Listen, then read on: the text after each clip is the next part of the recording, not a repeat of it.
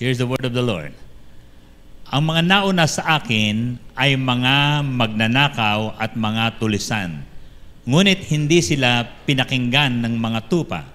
Ako nga ang pintuan.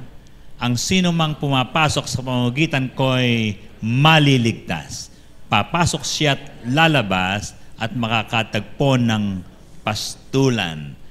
Part of our series is under seasons of fulfillment is believing and then proclaiming. Kailangan pa pag sumampalataya ka, meron kang ikukwento, di ba? At ang pinaka-sub-thought po natin ngayon would be, how do I believe is through divine connections. And how would others believe is through divine connections. Meron po palang mga nilagay si Lord sa buhay mo so that you would find Jesus and that you will mature. Don't miss that. At meron din pong ilalagay ang Diyos sa daanan mo so that you will be instrumental in people getting connected to the divine. Kuha niya? No? Hindi po pwede na you are very isolated and you're not connected. Ang tawag po dyan ay fellowship, di ba? Pero before the fellowship, minsan, do you remember the first person that God used? Meron po bang ganon? The first person that God used so that you would hear about Jesus. Meron po ba kayong ganon? Sino yung unang tumungtong sa bahay mo, kumatok at tapos niyaya ka mag-pray at nanlalaki ang mata mo sapagkat hindi ka marunong? Pero of course, He led you in prayer. Nadinig niyo na po ang salitan to? PRC. Ate PB, PRC. Pray to receive Christ. Ganun po pala ang connection natin. Yun ang pinakapinto so that you would repent from your sins. Pero who ushered you? Meron po dapat magdala sa inyo or else you're living a normal life on earth. You eat, you drink, you grow up, you find a job, you get married. All this natural. Kaya po sabi ni Jesus, siya na pinanganak sa laman ay laman, ngunit ang pinanganak sa espiritu ay espiritu. You got to have a divine connection somewhere, or else you would miss the point living in this planet. Sige po, naisip niyo na ba? Sino ba nag-share sa akin ng gospel? Kwento mo nga sa katabi mo sandali, bigyan kita ng 2 seconds. Sino nag-iasay sa MCC?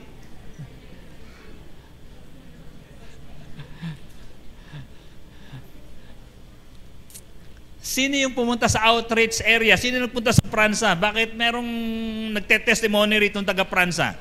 Merong pong divine connection yon. Amen? Hindi yung, basta naisip ko lang si Lord. Wala pong ganon. Di ba? Because God uses vessels all the time. Nung araw, ginagawa ng Diyos yun, yung direktan, magsasalita siya. Abraham! Baka ngayon, baka magtatakbo ka pagka gumigomanon, ano? And so, ang gagawin ni Lord, mas maganda itong strategy ito. Merong Paul, aabutin niya si Timothy. Di ba? Merong Paul, aabutin niya si Titus. Tapos gagawin niya pastor, pagpapastorin niya sa Ephesus. Things like that. Okay? And so, may tanong lang ako kasi uso ngayon itong mga isip na ganito Ano kaya kung? Okay? Ano kaya kung? Isip-isip lang Kung meron talagang ganyang microchips na kinakabit sa isang tao, kasi si Elon Musk, nagsimula ko na pong panoorin yan Naka-invento na po siya, tinitingnan yung creativity ng isang tao, you can listen to music, dutin mo lang siguro, o kaya aalugin mo lang konti. Hindi ko alam pa paano pinipindot Okay, meron na po Na-experiment na po nila sa pig, na-experiment na nila sa monkey, at natatanggal din nila, very safe, buhay, walang problema. Sa tao na lang hindi na-experiment. Alright? Pero ano kaya kung pagbigyan natin to Kung meron pong isang chip na ganyan that can make you creative and at the same time added value is you can read other people's mind.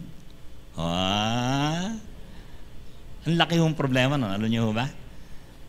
Pero malaking tulong yon. Imagine kung merong ganyang microchips.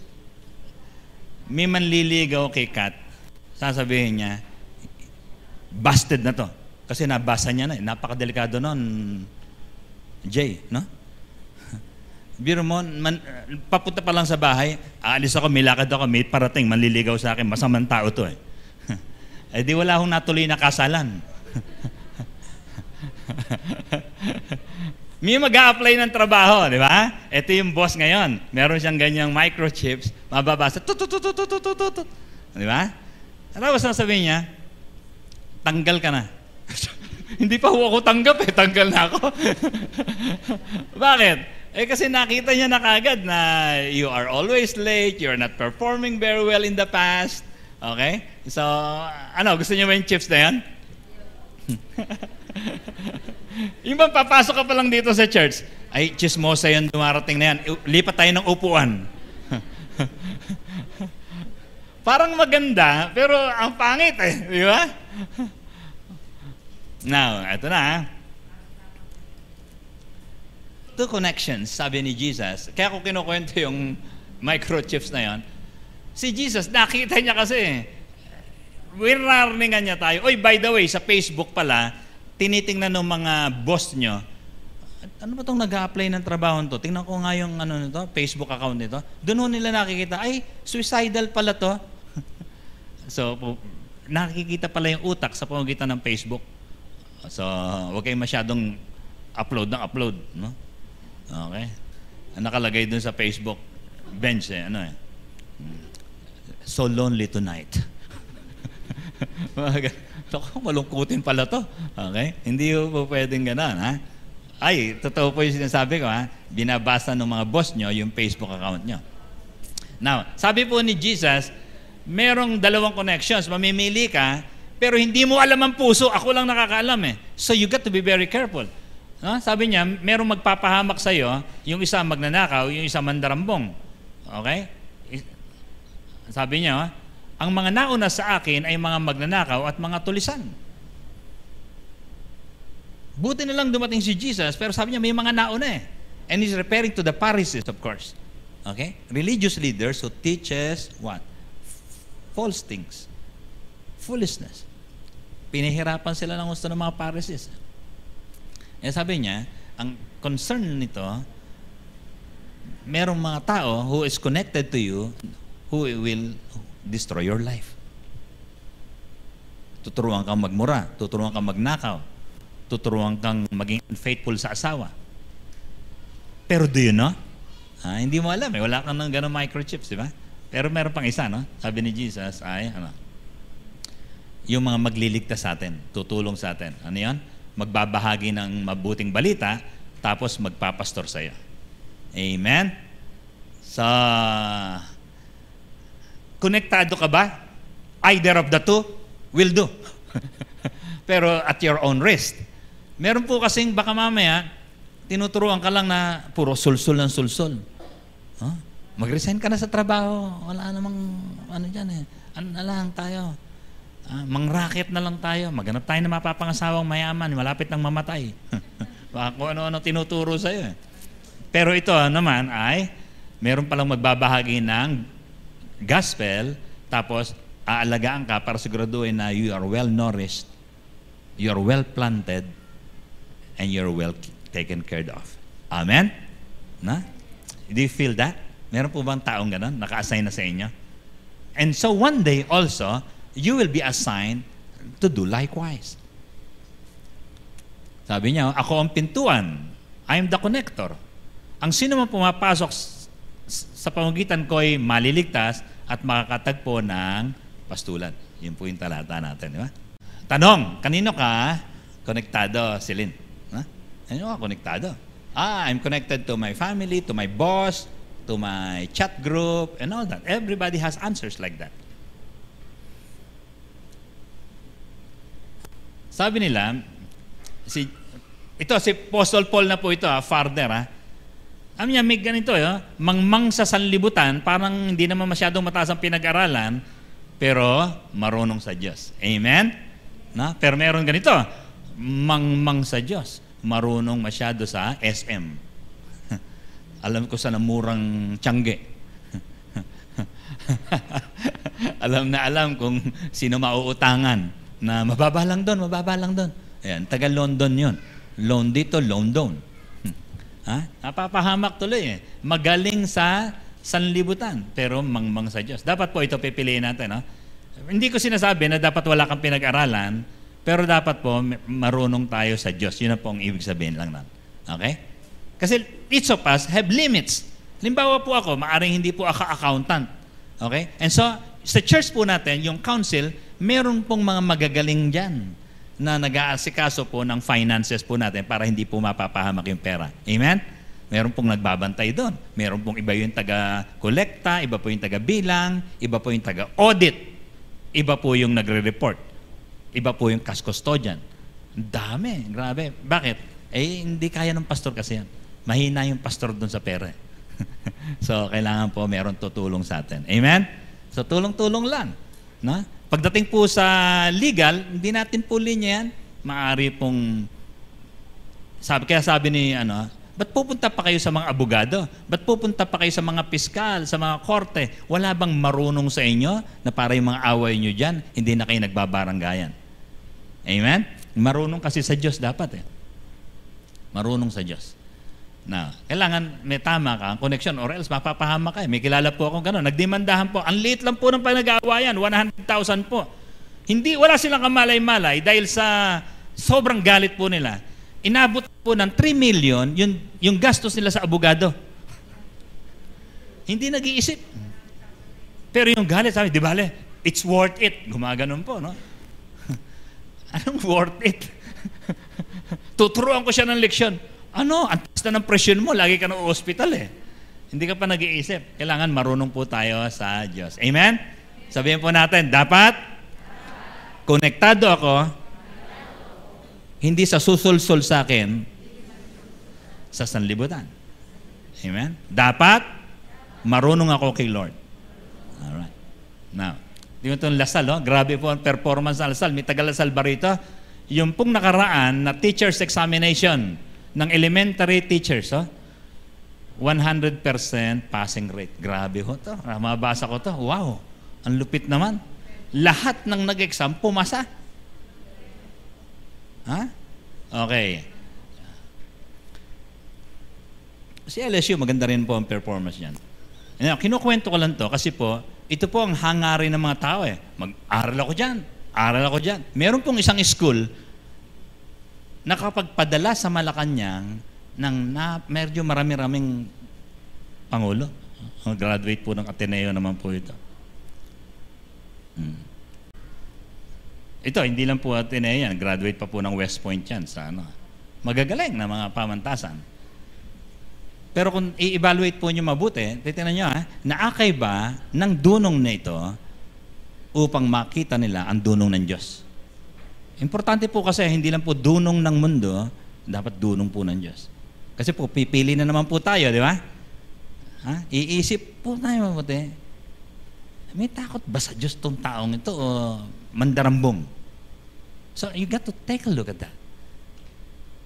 Okay? Now, hirap po, because the church cannot endorse. We will never do that. Kasi gusto po namin kayo ang magkaroon ng karunungan talaga. Kasi may connection po kayo sa Diyos. Ngayon, kanya-kanya po tayo ng manok. Huwag naman tayong mag-away-away dito. Okay, ito na. Meron po kasing demonic connection po kasi talaga eh. Look at this. Ipinag-utos ng mga punong pare at ng mga pariseyo na ipagbigay alam sa kanila ng mga tao kapag nalaman nila kung nasaan si Jesus. Di follow? Bakit? Upang ito'y maipadakip nila. Uy, naghahanap sila ng connection. Sinong kakilala ni Jesus dyan? Asan ba yung Jesus na yan? Papadakip namin eh. So meron po mga demonic connections talaga. At ang isa po sa kumagat. Kasi po si Judas pala, of all the disciples, yung pong 11 disciples po pala, puro mga taga-Galilee. Siya lang po pala ang taga-Juda. So parang iba po yung accent niya, iba po yung accent ng Galileans. Siya po parang isolated sa magkakabarkada eh. And so dahil po doon, medyo parang lagi siya nagdaramdam. At isa po siya sa pinakamabilis na makakonekta sa Malacanang. He has connection to the higher places. Pag marami ka palang galit sa puso mo, biro mo, pinagbibintangan ako na ako raw nagnanakaw ng offering. Sabi sa kanya. Sino sumulat nun? Yung mga gospel writers natin, no? Oh, ngayon, sabi niya, siguro isang araw, naipon na yung sama ng loob niya. Sabi niya, pwede kayong kumita ng 30 pieces of silver dito. Ingat kayo sa mga connection po ninyo. No? Kasi po, isang araw, gagamitin niyo po yan. Yung isang tao may baril lagi sa cabinet, isang araw, gagamitin mo yan. Huwag sana sa asawa. Ha? Yung mga connections po natin, bibili nga ako ng lason. Si Aling Tekla, may tindang ganon. Lalasunin ko si... Okay. Be careful of your connections. Watch out who you are connected with. Eto na. Okay? Punta po tayo sa very healthy. Bakit pinili ang walang alam? Minsan may ginadjudge ka. Ito naman cell leader ko, parang mahina-hina yata. Okay? Yung mahinain, Kimi, hindi ko nga siya ite-text. Tingnan mo mabuti, baka po yun ang basa ng Bible. Bakit pinili ang walang alam? Sapagkat ang inaakala lang kahangalan ng Diyos ay karunungang higit pa sa karunungan ng tao. At ang inaakala nilang kahinaan ng Diyos ay kalakas ang higit pa sa kalakasan ng tao. Mga kapatid, alalahanin niyo ang inyong katayuan nang kayo'y tawagin ng Diyos. Iilan lamang sa inyo ang matatawag na marunong, makapangyarihan at maharlika sa paningin ng tao. Look at this, our composition right now. Hindi po tayo lahat mga Atenista, mga magagaling na mga tao. Some of you are disrespected by society, and yet God gave you one gift. God connected you to the divine. Amen? And so because of that, let's take advantage of that. Baka po mga nanliliit ang isip nyo, ay, taga Nueva Ecija lang ako, ay, Ilocano lang ako, ay, matanda na ako. No. You have a purpose, you have a position in this place, in the kingdom of God. Now, gusto ko kwento sa inyo to, ha? Ito po kasi parang kung hindi nyo masyadong kilala itong si Nelson Mandela, pero po ito, human rights advocate po ito, nakulong for 27 years. How would you like that? At ito pong taong ito, abogado.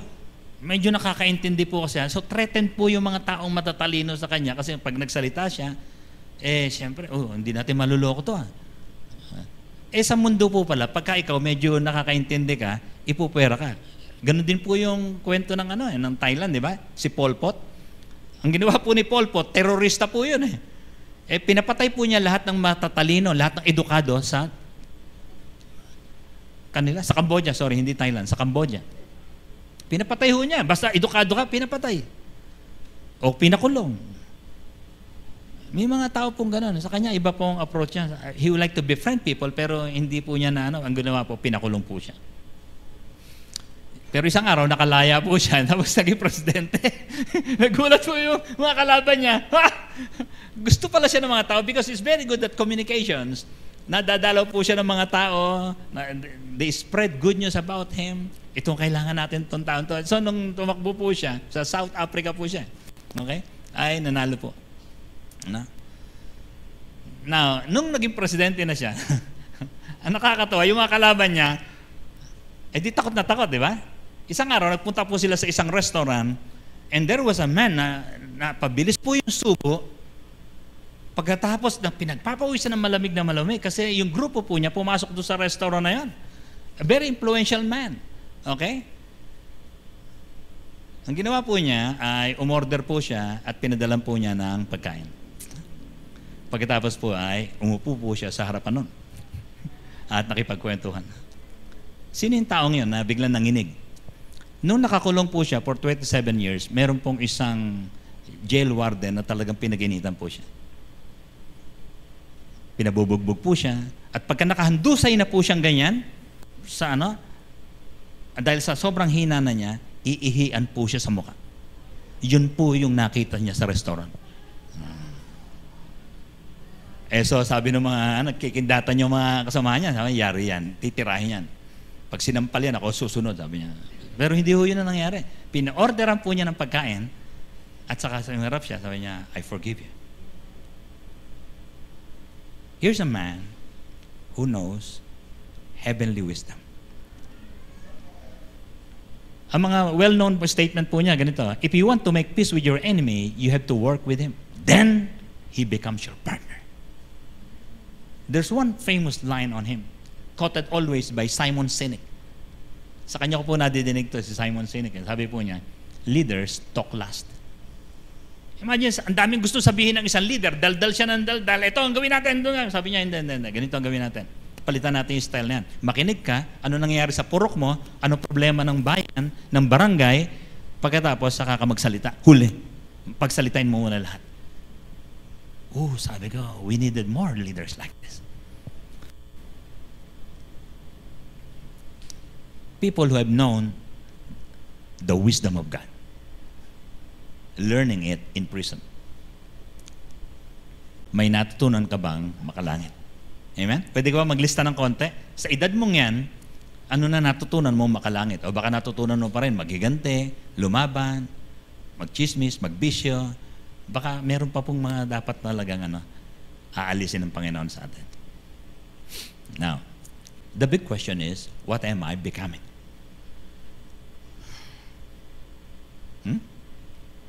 Baka po umupo kayo rito, ang tagal na, 10 years na ako dyan sa MCC, pero what are you becoming? Attendance does not matter. But yung mga experiences po nyo, no? Nagkautang, nakabayad. Nagtanim, umani. Tinuligsa, nakabangon. But the question is, what is this becoming of you? Amen? Di ba? Pag kami bukid ka, naging ninenervyos, Lord, Lord, Lord. Ano natutunan mo ron? Natutunan mo rin bang magdasal? O natutunan mong magtiwala sa Diyos? O natutunan mong mag-relax kasi wala kang control sa panahon at sa harabas? Sabi ni Jesus, sa talata rin natin, ngunit ayaw niyong maniwala sapagkat hindi kayo kabilang sa aking mga tupa. Mayroong problemang malaki. Wala kang connection. Hindi ka kabilang sa tupa. Nakikinig sa akin ng aking mga tupa, nakikilala ko sila at sumusunod sila sa akin. You got to be divinely connected. Kasi po, pampaligaw po ang maraming tao sa mundo. And so who will guide you towards good marriage, keeping a good marriage, raising up children? Who will guide you? You got to be divinely connected. And so if you want happiness, sabi niya, happiness is achieved not in what you get. Natutunan niyo na ba yan? But what you become. Masaya ako. Bakit? Ako'y naging isang lolo, naging isang lola. Bakit? Mas natutunan kong leksyon sa aking mga anak, pinagsisihan ko, at ako ay naging mabuting lolo at lola ngayon. Amen? Palakpakan na natin yung mga lola na nandito, yung mga alaga ng apo. Okay, now, how do you get divine connection? Okay? So tingnan mo mabuti, as we conclude this, gusto ko makita mabuti yung fulfillment ng buhay natin. Pero hindi po pala mangyayari yung fulfillment without divine connections. So how do we get it? Let me give you a number of examples. Number 1. Si David po, paano maging hari yan? Nandun po siya sa tupa. Nag-aalaga lang, 17 years old, ruddy, good looking, skillful, pero nasa sulok. Walang pumapansin sa kanya. Napansin lang siya ng leon na, mas malakas sa akin to. Di ba? Pero isang araw, may dumating na matanda. Hindi niya hinahanap, siya hinahanap. Lagi pong may mga ganun sa buhay po natin. Baka marami tayong hindi pinapansin, and yet hinahanap ka lagi. Look at the statement. David was connected to God's purpose through Samuel who visited him. Who's your last visitor? Baka niyayaya kang tumaya sa wedding. Ipalayasin mo na. May numero ko rito. Laging nananalo. Ba't mahirap ka pa rin? At sinundo nga ng anak na ito ni Jesse. Siya ay makisig na binatilyo, malusog, maganda ang mga mata. Look at the description, ha? Pero pansulok lang. Mga tupa lang ang kasama. Wala papansin sa kanya. Pero si Lord, pinadalan siya. At sinabi ni Yahweh kay Samuel, siya ang pinili ko. Buhusan mo siya ng langis. Kinuha ni Samuel ang sungay na sisidlan ng langis. At binuhusan niya si David ng langis sa harapan ng kanyang mga kapatid. At nilukuban si David ng Espiritu ni Yahweh. Mula noon, sumakanya na ang Espiritu ni Yahweh. Sino ang lalahid sa iyo ng langis? Lagi ka lang sa palengke. Lagi ka lang naka-cellphone. You have to respond to people who are spiritual. so that you will be divinely connected. Siya po pinuntahan. Ang layo po ng Rama eh. Pinuntahan pa po siya. At pagkatapos noon, kahit matanda na yan, sabi niya, pagod na pagod ako ha. Hinahanap ko lang yung susunod na hari ng Israel. Wow. Naghahanap pala ng hari. There are people na God wanted to connect to you because God will promote you. And yet you keep on declining. You keep on saying no. You got to be sensitive. Teka muna, may purpose si Lord sa akin Bakit ba laba lang ako ng laba dito? Ba't ba puro plantsahan lang inaasikaso ko? I got to be connected to somebody who will bring me to the purposes of God in me. Amen? You got to be connected. Hindi ho pwedeng sa sariling daigdig ka lang. And so who anoints you for your purpose? Eto naman, papalitan ko example ko Si Lazarus po yan, very sickly, patpatin, di ba? Isang araw, namatay siya. Buti na lang, meron siyang divine connection. Ano yung divine connection? May kinalaman ba yan? Oo. Sapagkat merong isang kapatid niya, si Mary. Isang araw na-encounter niya si Jesus, binuhusan niya ng langis. Very generous siya kay Jesus And so, nung magkasakit yung kapatid niya, sabi niya, Jesus, natatandaan mo pa ba ako? Friend tayo, di ba? Best friend tayo. Ako yung nagbuhos sa'yo ng mamahaling pabango. Uy, sabi ni Jesus, naalala ko yun. Sabi niya, kapatid ko, may sakit. Tulungan mo naman. You must be connected to your divine healing and to your resurrection as well. Meron pong pampa-extend ng buhay Amen? Ay, ang dami pong alam ko. Nakonekta sa isang barkadang manginginom, nag-inom hanggang 2:00, nag-drive ng motor, pum! Tumama sa poste, patay. You got to be divinely connected. Or else, you will always be cut short. Sa bayan ng Betanya ay may isang taong nagkasakit. Siya si Lazaro na kapatid ni Marta at Maria. Si Maria ang nagbuhos ng pabango sa paa ng Panginoon. Connection. Ba't sila nakonekta kay Jesus na bubuhay sa Kanya? Mary. Amen? Sino ang mga Maria ng buhay natin na po pwedeng, ay may kilala akong cell leader doon. Pagpe-pray tayo, yung bahay mo, pupunuin niya ng mga pabango. You got to be open to spiritual people. Kasi po, ang daming gustong ipagawa ng Panginoon, ang daming biyayang gustong ibigay sa iyo. One of them could be your health. Pwedeng makatipid ka sa katakot-takot na gastusin sa dialysis and all that if you are connected to the right wisdom. Now, let's have another one. Ito naman. Si Philip. Hindi siya masyadong famous, pero ang dami pala niyang verses sa Bible. Ano si Philip? Kinabukasan, minabuti ni Jesus na pumunta sa Galilea. Okay? Nakita niya ron si Felipe at sinabi ni Jesus sa kanya, follow me. Be my disciple. Anong ginawa ni Philip nung tinawag siya? Aba, nataranta siya, tuwan-tuwa siya, agad-agad, ganito ang ginawa niya. Nakita ni Felipe si Nathaniel at sinabi niya dito, natagpuan na namin ang tinutukoy ni Moses sa kanyang isinulat sa aklat ng kautusan. At gayon din ang mga propeta, siya si Jesus na taga Nazareth. Agad-agad, sinyera niya yung brother niya, si Nathaniel. Sabi niya, halika na, nakita na namin yung message, yung kinukwento ni Moses. Wow! Philip is a link to other disciples. Na? O pwede ba na nandito ka sa church because somebody invited you, somebody linked you. And that's Philip. Galing Alam niyo, kung titingnan niyo pa yung concordance, and look for Philip, hanapin niyo yung Philip. Siya rin ang dahilan, kaya yung feeding of 5,000, siyang nakakita ng, ano yan bata? Ano yan baon mo? May 2 ho akong isda sa kalimang tinapay. Amin na, dadaling ko kay Jesus. Si Philip din ho yun. And there are Greek people na biglang nagtatanong in a crowd, sabi niya, pwede bang makausap yung master mo? Sabi niya, lika, tutulungan kita. Philip is a connector. Nathaniel found the Lord because of Philip. The boy found the Lord because of Philip. And the Greeks found the Lord because of Philip. Are you a connector?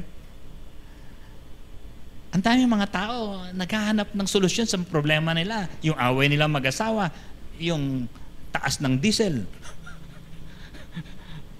May solusyon ba dyan? Baka hindi yung taas ng diesel ang solusyon, kundi nasa puso po natin, napapayapa sa mga nagtataas ang bilihin. Amen? Who will help you? Baka ang kausap niyo po lagi laging nagmumura dahil sa pagtaas ng diesel. Sa Martes po, 12 po increase ng diesel. Bumili na kayo, hindi ng bumili na kayo, tigi-tigi isang bisikleta na po tayo. Now, let me tell you a little story. This is my family. Okay? We grew up together. My daughters grew up here in CLSU. Nag-aral po sila dyan sa hanggang college. And then they left. They went to Manila for work. One small figure here is my father. He's a very silent figure. Bisaya po kasi yan. Hindi kumikibo lagi. Mahiyain. And very little influence to me, I think. Because my mom is on the Pampanga side. Di pala? Madadaldal yung Kapampangan, maiingay. Kaya pag nadinig nyo ako nag-iingay dito, ay lumabas naman yung pagkapampangan ni Pastor. Okay? Now, take a look at this. Very little influence. And a number of times, he left home. For some reasons I could not divulge. And so, we were raised up by a very good mom. And pero he went home. He went back. Nung bumalik na po siya, medyo malalaki na po kami, no? At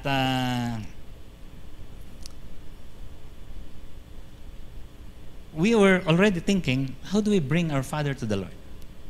And so nakapag-asawa po ako, nalayo po ako ng konti. Nung lumalaki po sila Ole, I bring my daughters to him. Nung makagraduate po si Ole sa kasi Jaira, sa CLSU, they went straight to Manila. They stayed in my father's house. Kaya po, magkakasama po sila. Isang araw, sasabihin sa akin ni Jaira, si Lolo, ganitong ginawa, ginupit niya lahat sa classified ads. Lahat ng mga wanted teacher. Tapos sabi niya, ako nang bahala dyan. Tinawagan ko na. Puntahan mo na lang. Tanggap ka na.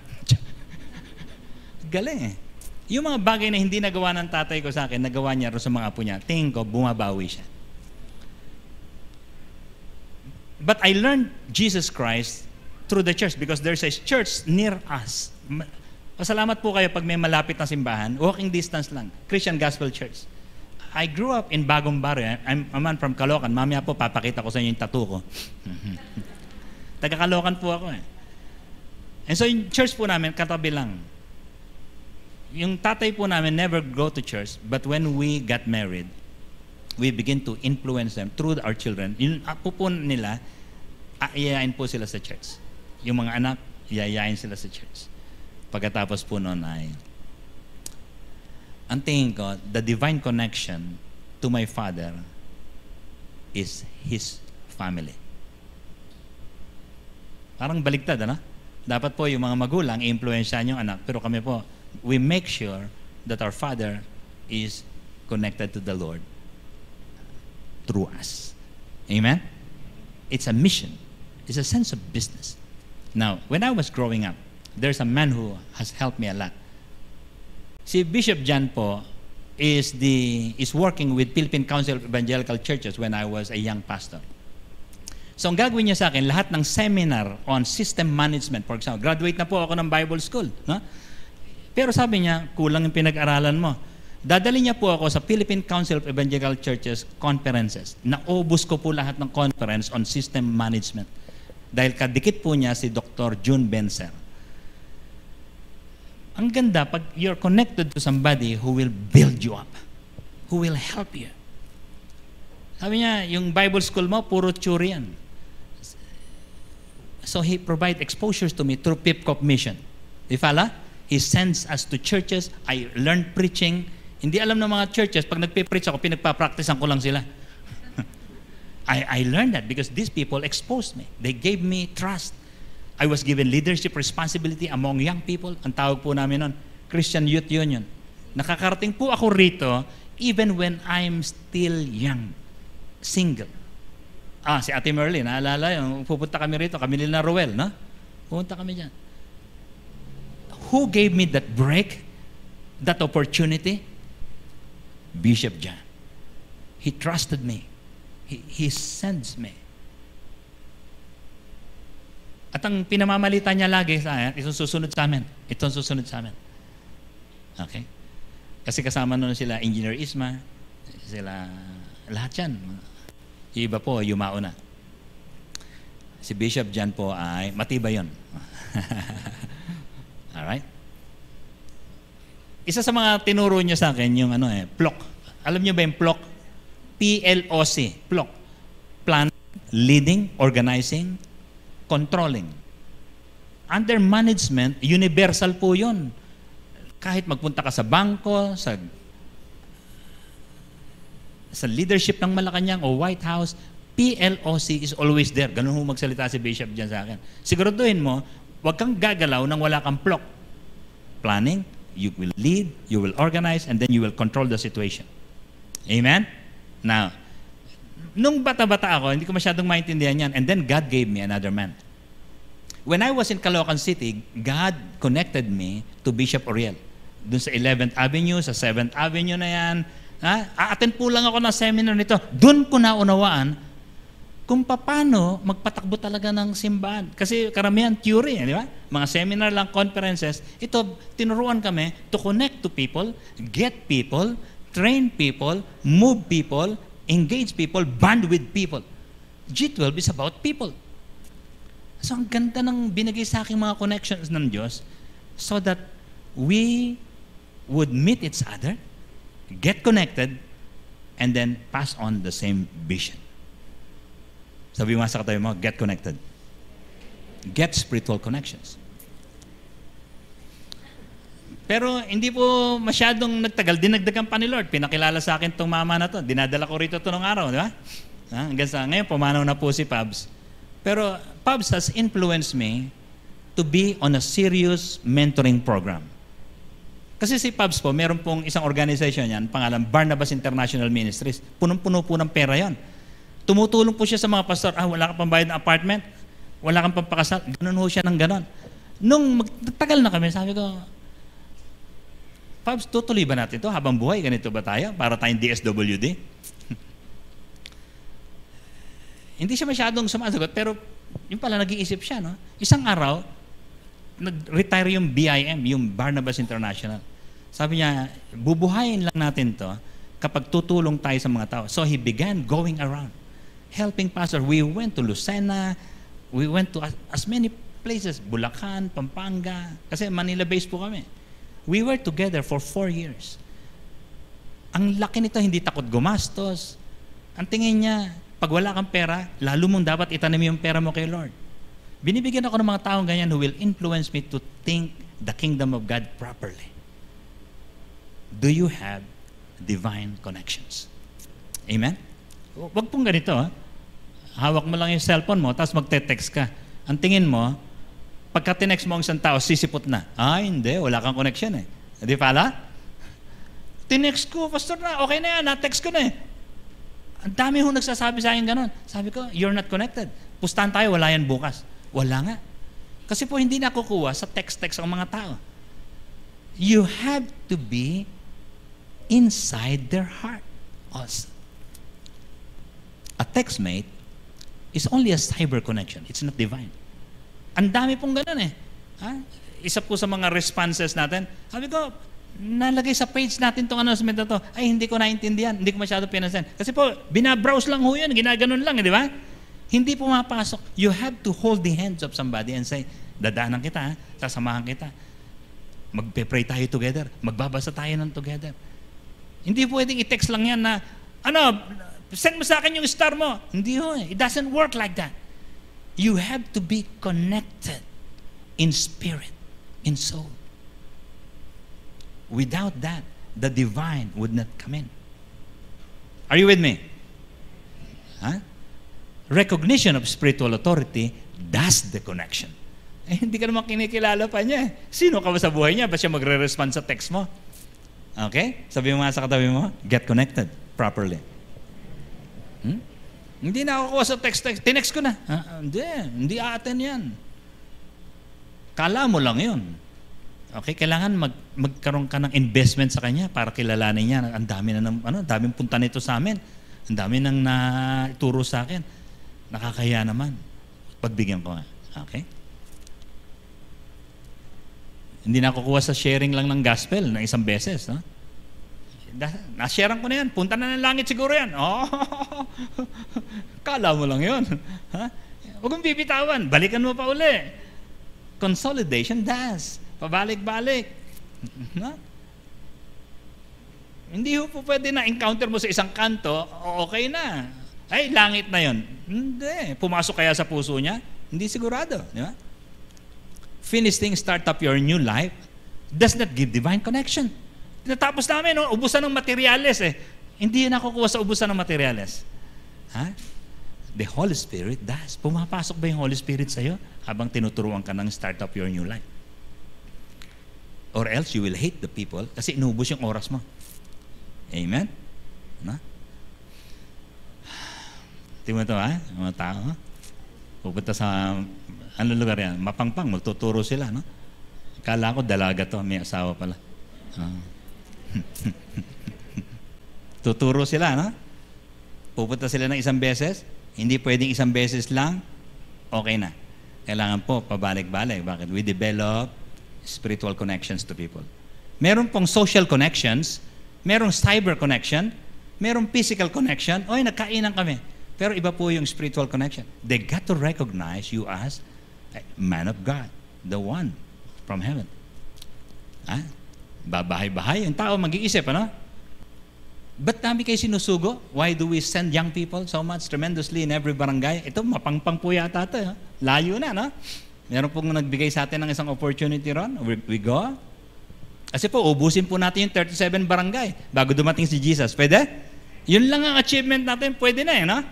Pero may papagawa pa sa atin si Lord na marami, syempre. Yung iba sa inyo, tatakbo pang presidente, mayor, governor. Papayagan po namin kayo, susuportahan po namin kayo. Pero you got to be hearing from God. Kasi you got to help people find a righteous leadership. Mag-share sila ng gospel, meron silang materials, physical connection, pero kailangan po yung Holy Spirit kasama lagi. Amen? Question. Ito, may tanong po ako sa inyo, Are you a freelancer? Baka po ayaw nyo yung... Because one of the key to Christianity is submission. Meron ka bang kinikilala na above you, who would connect you to the eternal? Tayo po tayong lahat.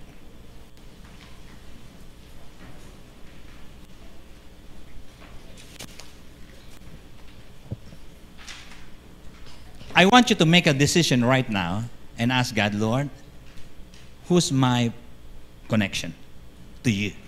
Sino yung lagi magpa-follow up sa'yo, mag-aalaga sa'yo, magsasabi? Baka po kasi you're not in the mentoring, you don't have a cell leader, and then lalawig po yung gawain, we will forget you.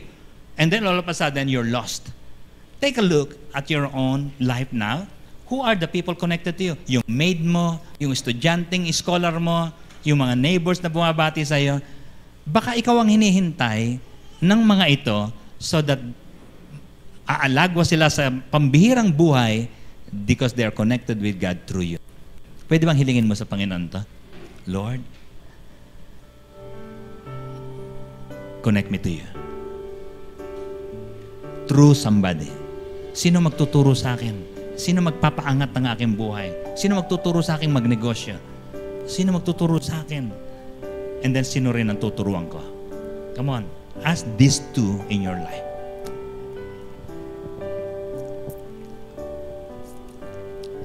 Meron ka na bang buhay na walang hanggan? Napatawad ba ang iyong mga kasalanan? Sino magtuturo sa iyo ng mga ito? Hilingin mo sa Diyos yan. Huwag kang papayag na you are attending activities without connections. Activities doesn't matter. You have to be connected to one man. One person. Pagpalain mo, Panginoon, ang mga kapatid kong ito. so that our life will not move without first conceiving connections. Baka po may mga pinadala na kayo sa amin, ini-ignore namin. And we pray, dear Lord, that you will just open our hearts right now and our minds. May your name be honored through our fellowship this afternoon. In Jesus' name, amen. God bless you.